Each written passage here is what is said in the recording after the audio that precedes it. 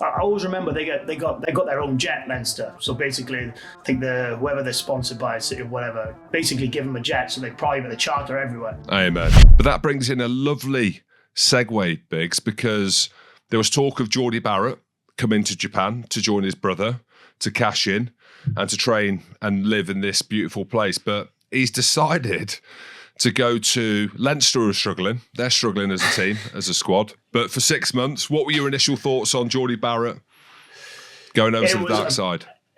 It was such a surprise, wasn't it? I mean, I don't think anybody saw it coming. Mainly probably because Leinster are so strong that they kind of don't. I don't think they needed Jordie Barrett. Does that make sense? I don't think you could say, right, you go through that Leinster squad and you think, right, what do they need? And they need a Jordie Barrett. I don't think that is what they needed. But what Leinster are so good at is they managed to pick people like Jordie Barrett up to go in amongst that team. So all of a sudden you've got a guy in his absolute pomp in the All Blacks coming over for six months, whatever it is, to pass on all that knowledge to some of the younger guys to help them win, which, probably by Leinster standards, they've been a little bit below par. Obviously, I mean, losing finalists for the last 2 years, but this is Leinster we're talking about. So they probably thought, what do we need? Or who do we need to maybe get us over the line a little bit more? And I think it's brilliant for rugby in this side of the world because like you said, his brother's in Japan. A lot of players now are sort of thinking, well, France is the option. But for him to come now and be part of the ULC and help grow the game and attract new audience and new fans, I think is a brilliant coup by Leinster. I'm not quite sure if he's read up about Zebra away on a Friday night in January just yet. But he'll get there. He'll get there. We'll manage him through it. We'll manage him through it. But I'm sure that'll be a highlight for him in his career. Yeah, it's an interesting one because I did a piece to it, just like a reactionary thing around it, and it kind of stokes the fire around the conversation of like Leinster and the finances they've got, the access to the players, the fact that they seem to be favoured by the IRFU, which it doesn't seem to be the case internally if you speak to people, obviously, but I can understand why if you're a Munster, if you're a Connacht, Paul McHanson, as good as they're doing, if you're an Ulster as well in Northern Ireland, why you would look at it and be like, hang on, so Munster have given up RG Snyman, who's hardly played for them, but you're a fan of Munster, Ulster, Connacht, and you're looking at that team already, you're like, well, hang on, why don't we get Jordie up to Munster? Yeah. I don't think people understand how it all works, the structures. Yeah, I'll be honest with you, Jim. I'm not fully clued up with how the IRFU sort of work their structure and things like that. But I was quite interested actually because I look back at sort of the last maybe 10 years or so of the Irish provinces, and it's not as if Leinster are the only people to have big name signings come in. Munster had Damien Dialande just whatever it was 2 years ago, whatever it was.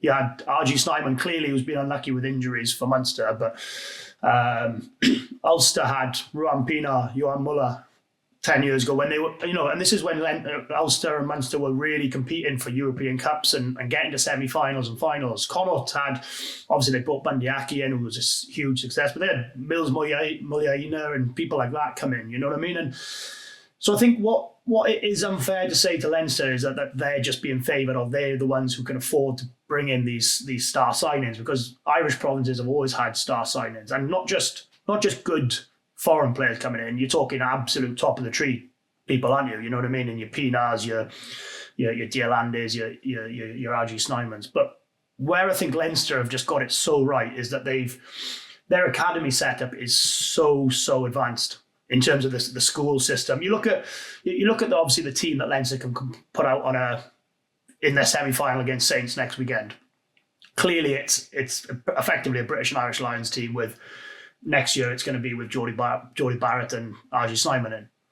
But you look at the guys of what you've got in there. You've got the full experience, and you've got guys like Kieran Frawley, Jimmy O'Brien, Joe McCarthy, who no one heard of 18 months ago. And 2 months ago, he's playing against France in Marseille, picking up man of the match. So all of a sudden, you've got these players who are just playing constantly all the time, and the academy system is so good. When you see the team, sometimes when you play Leinster, we used to play Leinster, and we used to be praying that all their big guns were rested for a Friday night game in Swansea because these young academy guys coming in are as talented as them. They know the structure. They've been taught it since they've been in college and school and everything. And they're so keen to learn, impress, and become a Johnny Sexton, a James Lowe, a Robbie Henshaw, an Andrew Porter, a Tyke Furlong. So for me, what Leinster do so well is that their academy system and their coaching system is so advanced compared to the other teams. And also the success that Leinster had almost earns the right to have a little bit more preferential treatment.